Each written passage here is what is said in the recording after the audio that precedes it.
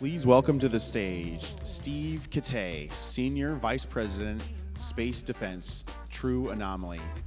Rhett Turnbull, Senior Solution Architect for the Decision Advantage Solutions, Leidos. Ben Tarr, CEO, Outside Analytics. Dr. Seth Harvey, CEO and co-founder, Bluestaq. And Brigadier General Brian D. Sidari, Deputy Chief of Space Operations for Intelligence, United States Space Force.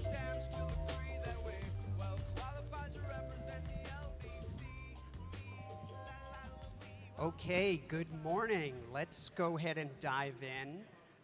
Thank you to the Space Force Association. Thank you to all you for being here. Thank you to this group of panelists. We've got a terrific discussion here on innovation. And this is not just innovation for innovation's sake, but innovation to address the threats that we're seeing in space. Some of you all may know me at True Anomaly, where we're building space superiority products, but others may know me from my time in the Pentagon as DASD Space Policy, or when I was a Hill staffer on the House Armed Services Committee. Staffer Kitay may be coming out, so I'm not going to hold any hard questions from you guys.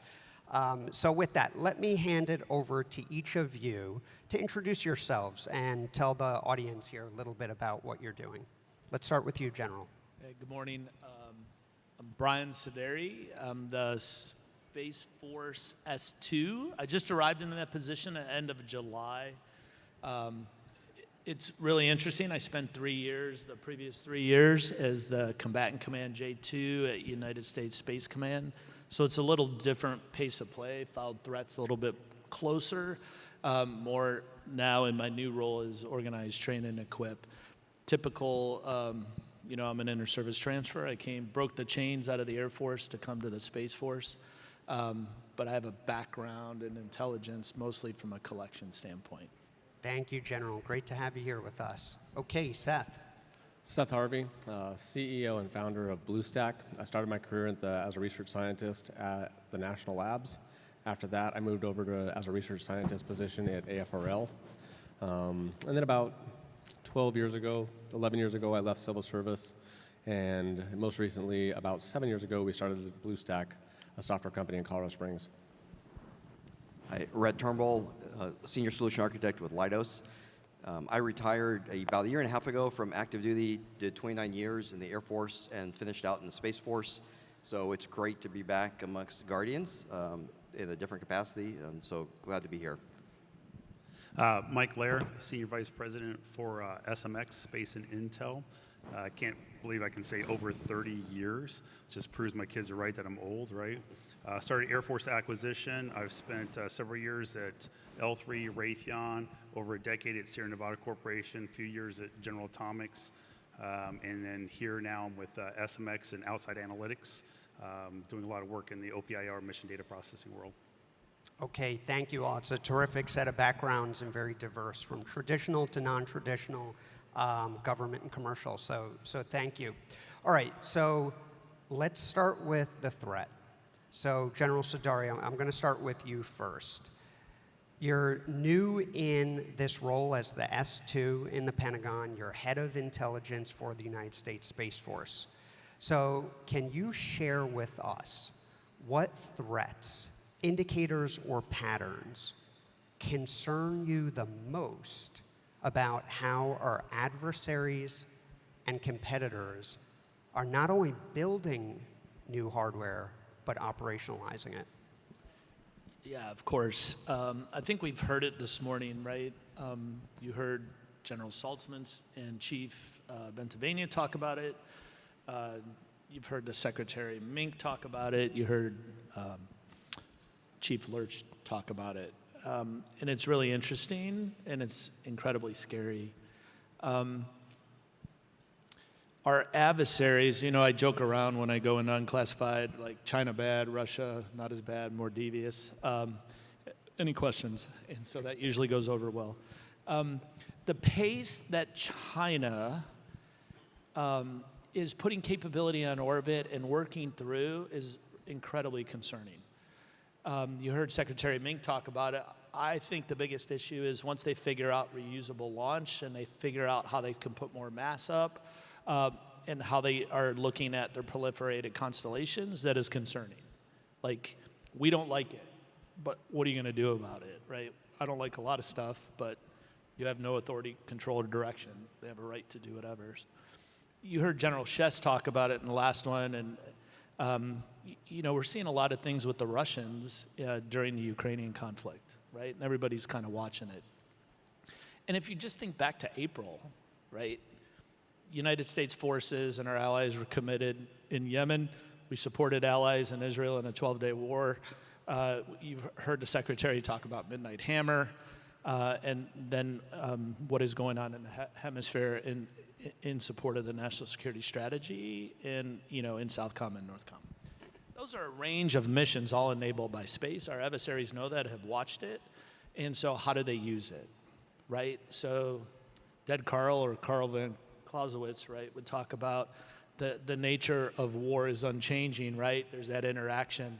I think the characteristics of war are always changing because of the technology, the tactics, and how people learn and evolve, right? The evolution versus revolution. But we have to keep that speed to kind of counter it. There is nothing you can do, right? There are things you can do. There are things you can't do, i.e. they're just going to make their decisions, and it's all multi-domain, right? Our adversaries, to include Iran and North Korea.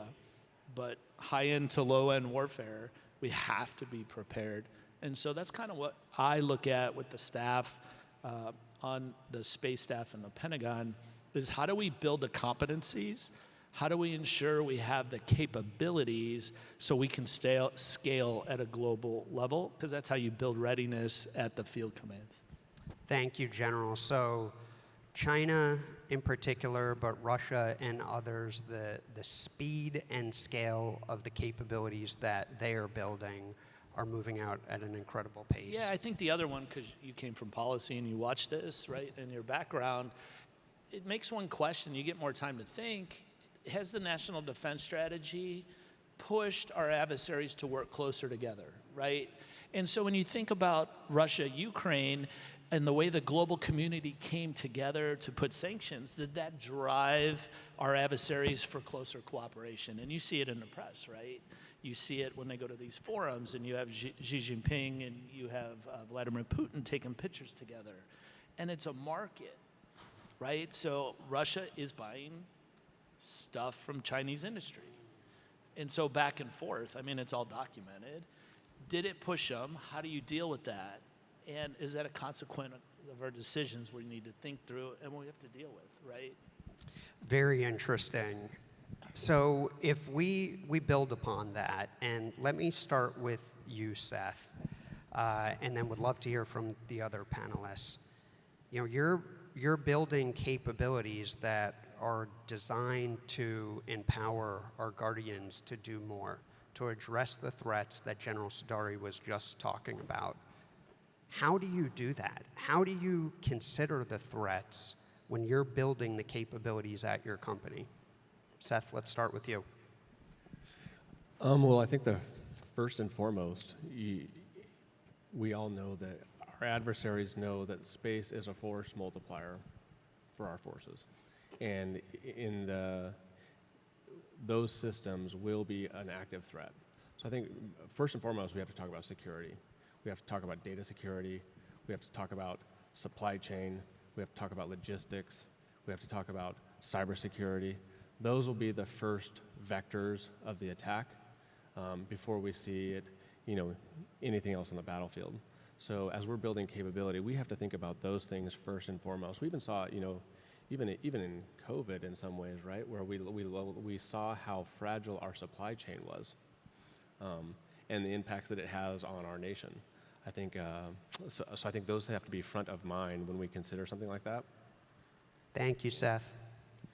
Yeah, and I'd add to that, I think it's, as we build capabilities, we need to understand that those are going to be used in contested environments, right? And understand that while we don't do that necessarily every day, although one could say that we're in cyber conflict and maybe even in space conflict every day. We just don't talk a lot about it.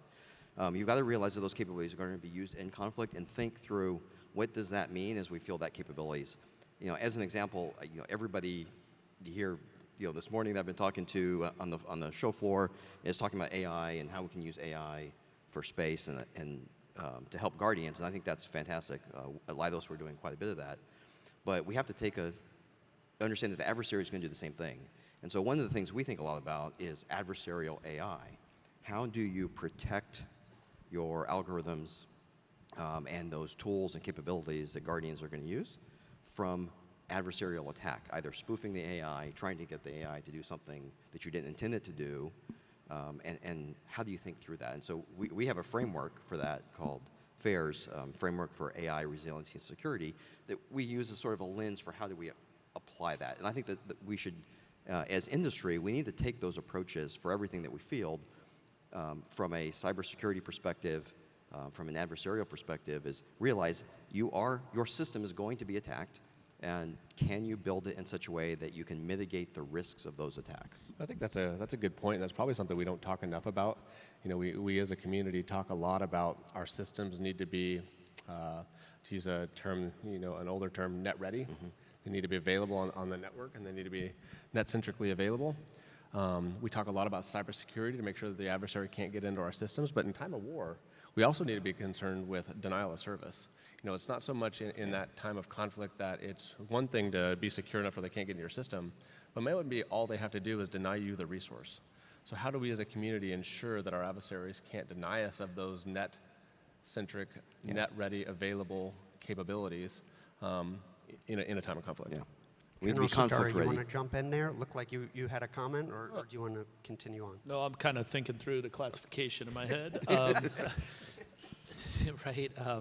I think there's, you're both in 100% spot on, right? In the Space Force, right, the Guardian's power projection platform are our installations, which are tied into the commercial infrastructure. And so the magical cloud doesn't work if you don't have power, cooling, and compute, which is generated by electricity, which is tied into the commercial. Right, and so we control, or kind of control, or like to control, the fence line into the base, but the connections and the vulnerabilities go right out, right? And so, same with supply chain. We saw that. We're an open market society in the United States. I wouldn't change that in the world. You try to get the best cost. You got to be sure you have secure supply chain when you're running national security missions off this infrastructure, right? So there's that. How do you build resiliency? How do you build security? I think the other one, there's many, there was a 60 Minutes thing about it. I think the FBI busted something up in New York where they had the chip factory or the SIM card factory, which is a denial of the service. Think about this. We have come through 20 years of armed conflict in the Middle East that didn't affect many people in American society. How do you generate societal buy-in when the Congress and the President decide to commit force? God forbid something was to happen like that.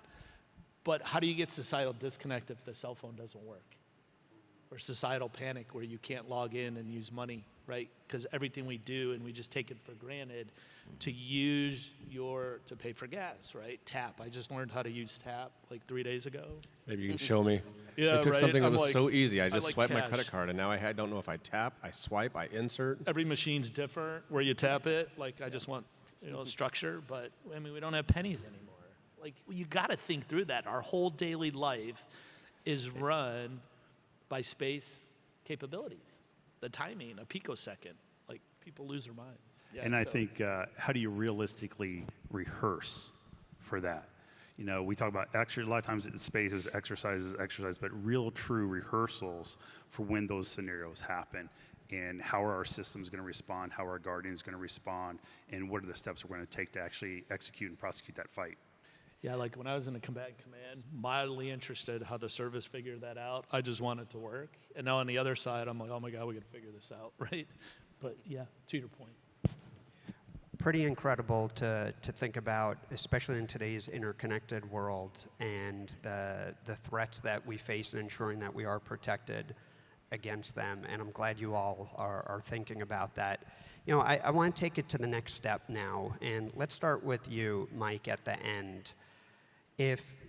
So we spoke about threats, we spoke about then how companies think about addressing those threats. Talk to us about what areas do you believe need the most innovation in support of the Space Force needs, and what really are the opportunities to leap ahead?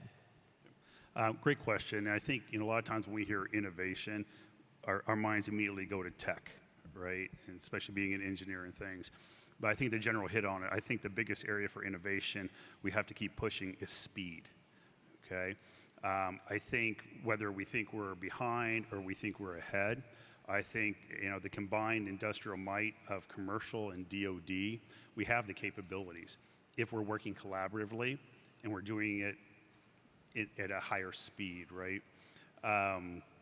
And the technology's there, especially from the software side, right? With open platforms, government purpose right software. There's good examples, the OPIR TAP Lab in Boulder, Colorado, 40 plus vendors in there with government trying to solve problems and innovate, right? We still suffer from challenges there though. How do you bridge that valley of death, right? Going from R&D to truly operationalizing something, training on it, building the TTP so that our operators have it, and closing that loop. My career, so you mentioned your time with working with Big Safari earlier, and we delivered a lot of capability to the warfighter, and the mantra was 80% of the capability in 20% of the time, right? And I think part of that was built on trust. DoD trusting industry and the contractors and operators all sitting in the room to solve the problems. And so I think, the challenge for you, sir, and folks in your position is how do you start breaking down those silos and those rice bowls, right? And get people to dump their rice bowls in with everyone else. Be innovative on acquisition. I think SBI is a great example. That sucker is going fast, and I think the government's going to get a lot of really good collaboration with industry and get some good solutions out of it. But overall, I think our biggest challenge in innovation is how do we acquire faster? But to your point, right, because we're big Safari people, I think just that model drove coherence and convergence, because the mantra was 60 days from the request to a solution in the field. So it skipped, right, and you could go through.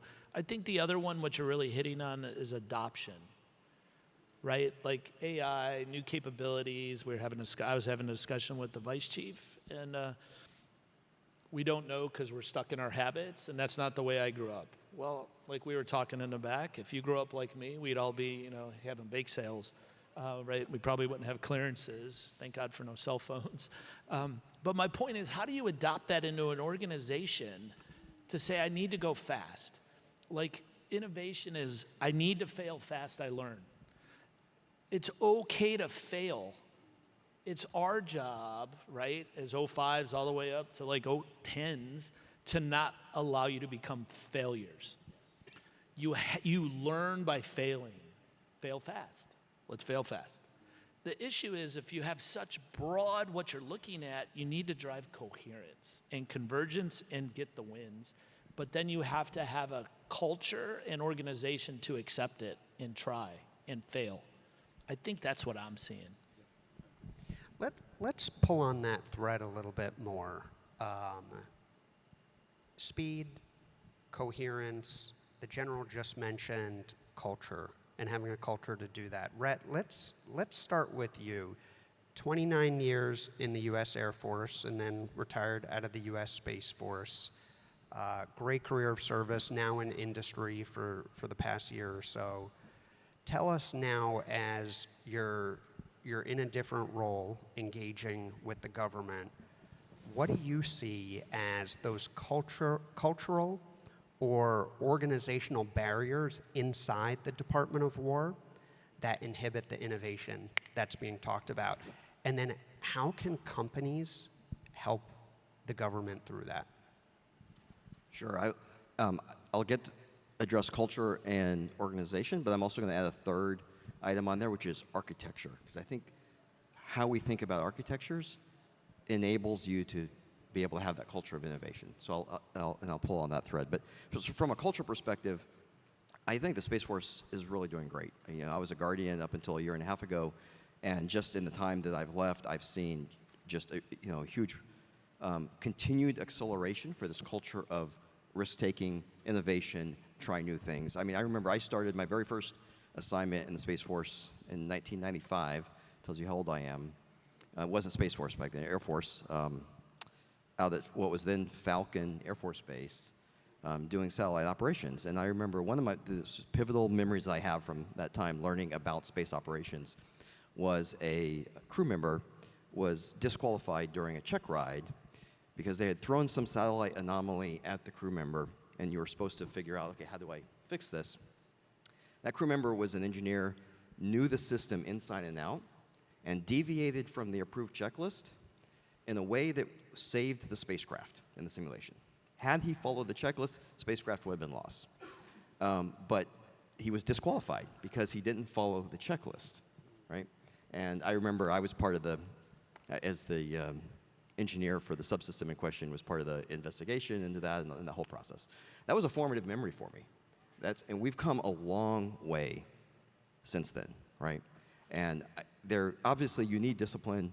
We're dealing with expensive systems that have a tremendous amount of capability that a lot of people depend on, and so you need discipline. But you need to be able to innovate in how you operate those, try out new TTPs, understand new things. And I think the Space Force has come a long way, and so I think we're on the right path there.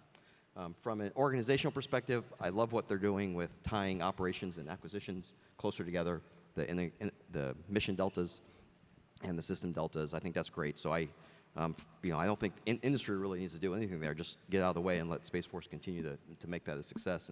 And certainly there's some experimenting and growth, and trying things out there. But I think that's all part of innovation. And then to get to my last point, just on architectures, from an industry perspective, we can enable all that by delivering open architectures, non-proprietary interfaces, open APIs, so that we can quickly plug things into the operational architecture and try new things out. And I think Mike mentioned that earlier of what's going on in the OPIR TAP Lab.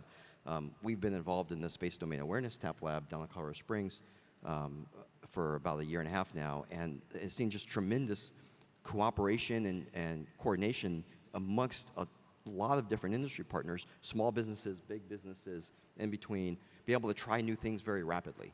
And what enables you to do that is open architectures so you can plug things in quickly. And I think as Space Force continues down this path of innovation, you need to think about what architectures are we fielding operationally, and do those architectures allow us to plug in new capability quickly? Yeah, I would add to that and say when we think about those architectures, I think being able to spend more time thinking about the interfaces and the interoperability so that we can enable data mobility and data interoperability across our systems, across the entire enterprise. I think that's where we could spend more time and focus. I think we're making strides, but we could put more energy and effort into continuing to enable data interoperability and data mobility between our systems in a secure way. Michael, One thing I was going to say is you mentioned, I think concept of operations kind of goes back to rehearsals and things. How are you going to prosecute the mission? And I saw it back when I was at Tarr, and we installed a brand new command and control system, and got great new graphics and GUI interfaces, and you can point and click and do all this, and operators are like, just give me a command prompt so I can send hex commands to the vehicle, right? This was way back when. And even now on the new missile warning, missile tracking systems, we're on the Forge baseline, and still the systems can do a lot more, I think, than the ConOps allows them to do at this point in time, especially we start rolling in more AI, ML, and things like that. So I think it's that closing that loop between the operators and how they want to operate the system and what the system capabilities really are. So war is not inevitable, right? However, if anybody's familiar with the Davidson rule, right, in 2021, Admiral Davidson, and then the INDOPACOM commander, they ask him about threats on the Hill, and he says in the next 6 years, that's where you get 2027, right? War is not inevitable. We're 3 weeks away from calendar year 26, IPCS in 25, I'll be in that window at 27, right, in my position. I don't think we're moving fast enough. How do we shrink that loop? How do I get to the 80% solution? How do I do the joint functions? Command and control, movement, maneuver, intelligence, information, sustainment. How do I reconstitute? How do I have the capabilities ready to build readiness so we are ready if something happens? If it's somewhere else, we're not going fast enough, right? Do I need exquisite? Yeah, sure.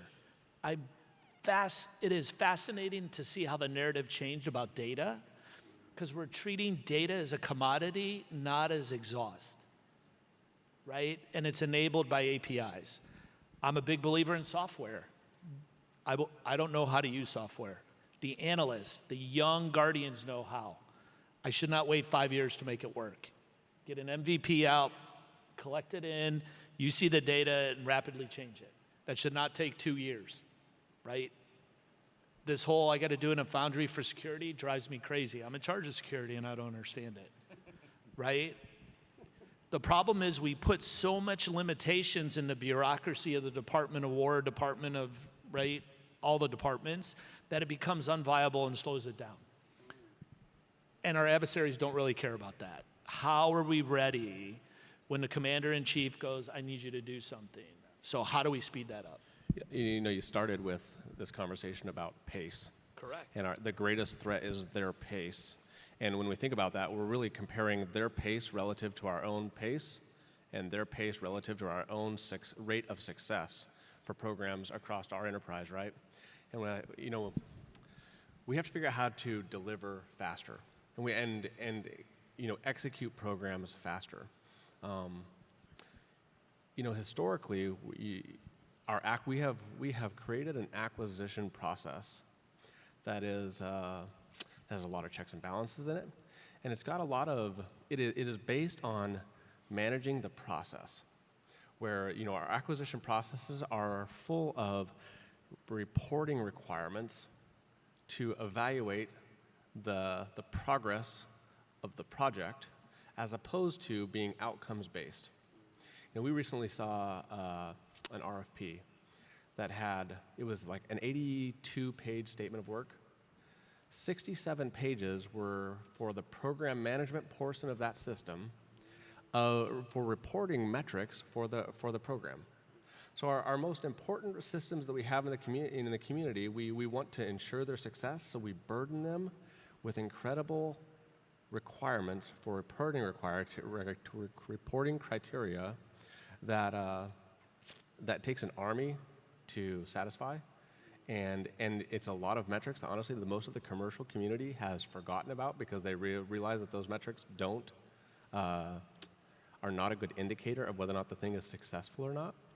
And what does it create? It creates an industrial base that it incentivizes the industrial base to get really good at providing reporting criteria for like in the software world, things like lines of code and cost per lines of code, and how long and how many changes did you make in a day? If we want a different outcome, we should think about changing the way we approach this.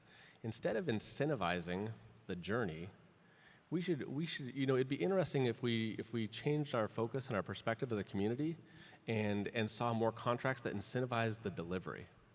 You showed me the incentive, I'll show you the outcome.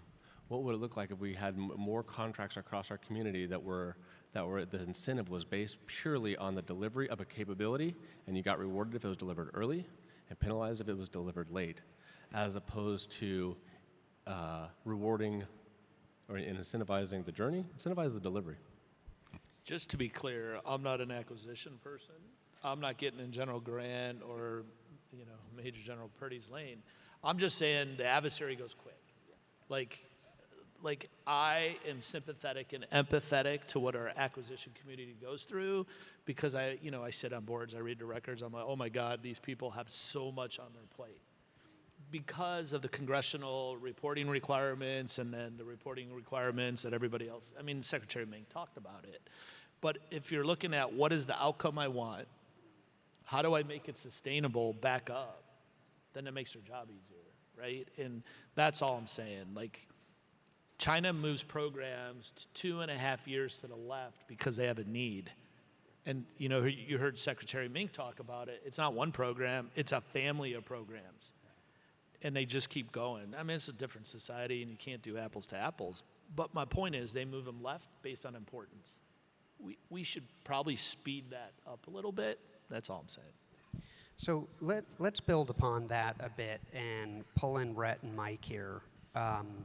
When talking about delivering capabilities and acquisition reform, Secretary Hegseth, the House of Representatives, the Senate, the President, Secretary Mink, leadership is aligned that the system needs to reform to deliver capabilities at speed. So the question for you all, but let's start with Rhett here and then go down to Mike, is what part of acquisition reform is most urgent in your view? I think it's speed, which is what we've been talking about, right? Speed lets you innovate, because innovation is not a thing you get a bunch of people in the room to do and we're going to create innovation. It's trying new ideas and being able to experiment and get feedback very quickly. And so we need to be able to field capabilities very quickly so that we can get the learning and iterate on those things. Building hardware and launching it to space is expensive and time consuming, but it is becoming less so. And industry has shown us they can do that very fast. China has shown us they can do that very fast. I think we need to do the same thing, and we need to get capability out there faster. Don't make the requirements, 87 pages long or hundreds of pages, as some of the programs I worked on in my career. Make them 6 pages long. Say, I want to try this thing out, and just go do that. From the software perspective, I think we have an opportunity there to innovate incredibly fast because we don't have to launch anything. We can build something relatively small, to General Sidari's point, build an MVP, get it out there, let Guardians actually have contact with it and use it, and iterate fast. We know how to do that. I think open architectures we talked about earlier lets us do that, lets us try that out. We do have some challenges with getting those things from a lab environment into an operational environment, from a ATO and a security and all that kinds of things. But I think even there, having an open architecture deployed in the ops environment makes it relatively easy to bring in a containerized application with a standard interface, an API, drop it in, and let Guardians pound on it and experiment. So we just need to move faster. And I do think we're seeing progress, right? The utilization of OTAs. I think the government's approach of taking multiple vendors to an SRR, PDR, MVP, right? I think that is the right approach, because then you're not so stuck in the big R requirements and down select and evaluating against those big R requirements as you are, hey, here's the milestone, hit it, and then we're going to evaluate your MVP, right, at that point in time. So I think there is some innovation in that is going to speed up the processes and delivery of capabilities. I think innovation is not just the widget, it's the thought, and it's the willingness to try. I think the other one that is incredibly important is context matters.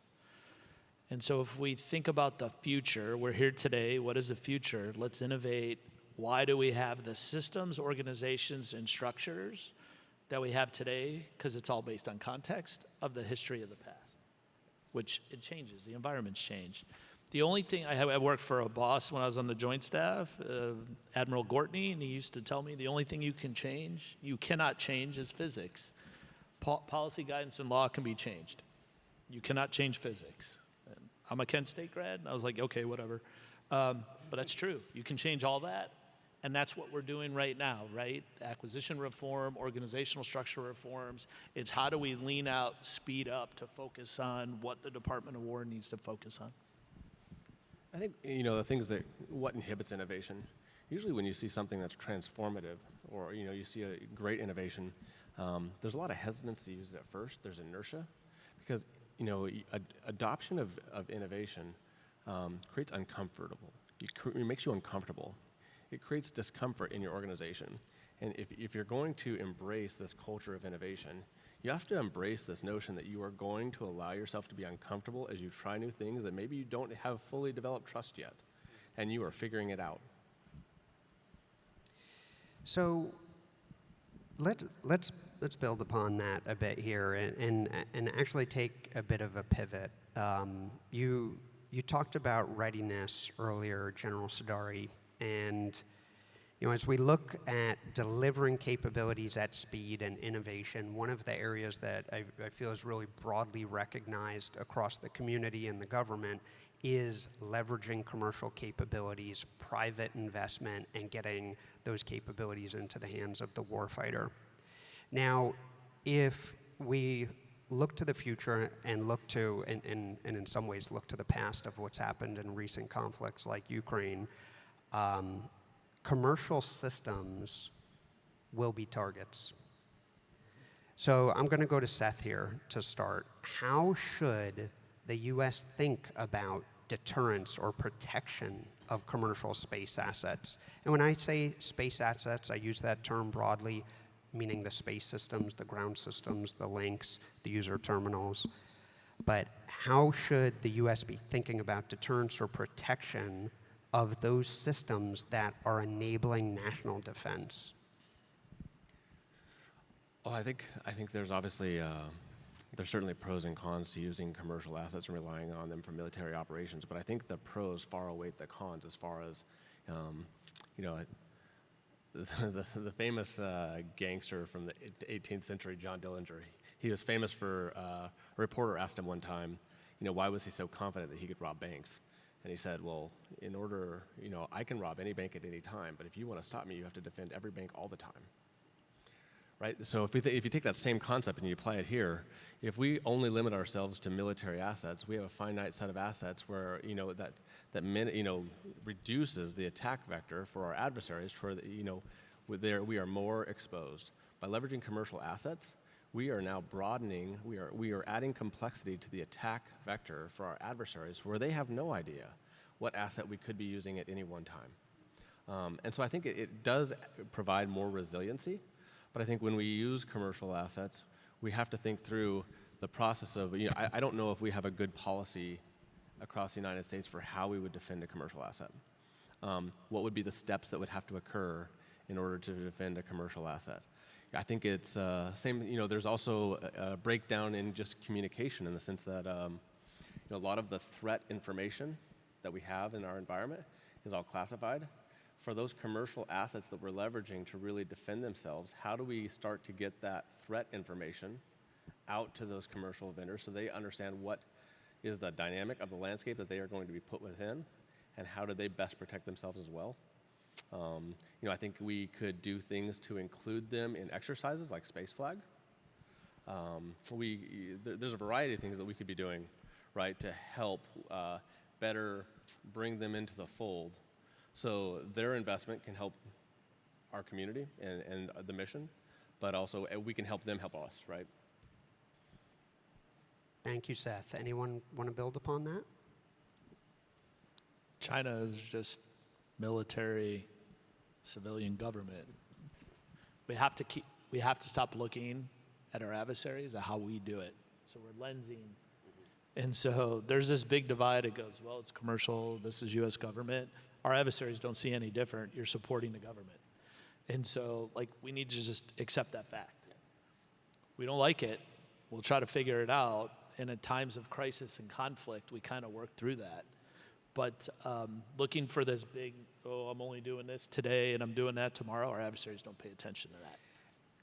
General Sadari, let me follow up on that specifically with you, because I think this is a question that comes up regularly in the space community, and it would be great to get your perspective on it. Great.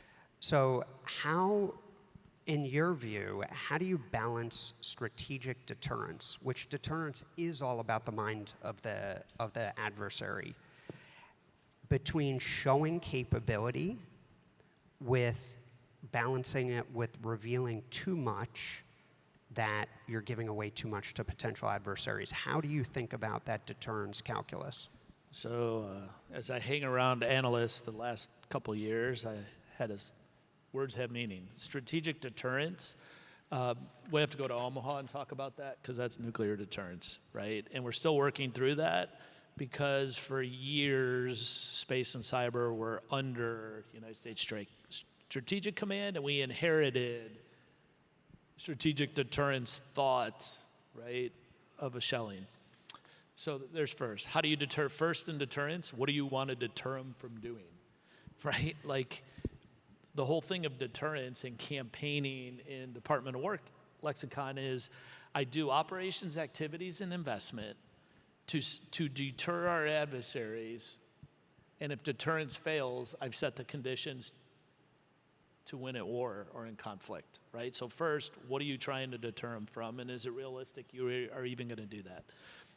Back to words have meaning, our adversaries don't believe in deterrence. They believe in compellence and coercion. We do the same thing, we just call it deterrence, right? We do a lot of coercion, we call it messaging, right? We put a carrier strike group somewhere and we let it float around, we fly planes. That's coercion to get them to do what we want, but we call it deterrence. I mean, just read the books or watch the news. So that's the first one. There is this balance, but I have to understand what the adversary's perception of me is and what we have, like US, not just me, but what are our perceptions of the adversary, because then our messages don't work. So what do you really get by revealing or concealing? Maybe it's good, maybe it's bad, maybe they accelerate. We don't have the supply chains or industrial banks, or we can't go, fast. Maybe you don't want them to accelerate. Maybe you want them to take a branch and sequel. But you have to understand that. So I think there's this issue. Everybody wants to message. What are you messaging? What are the consequences of your message? And how are they going to achieve it? A message to Europe is different than a message to Asia. And so we just kind of I wish people read more, but that's okay. But yeah, that's what I think. Well, I think that's a great place to wrap up this panel. General Sodari, your message on deterrence, and ultimately that's what we're trying to do, is to deter our adversaries from conflict. But if they make the unwise choice to resolve the differences through other means, that we are prepared to do that as a nation to protect and defend our interests, and the industry is ready to provide that innovation and do it at speed. So with that, let's give a big thank you to our panel here, and have a great conference.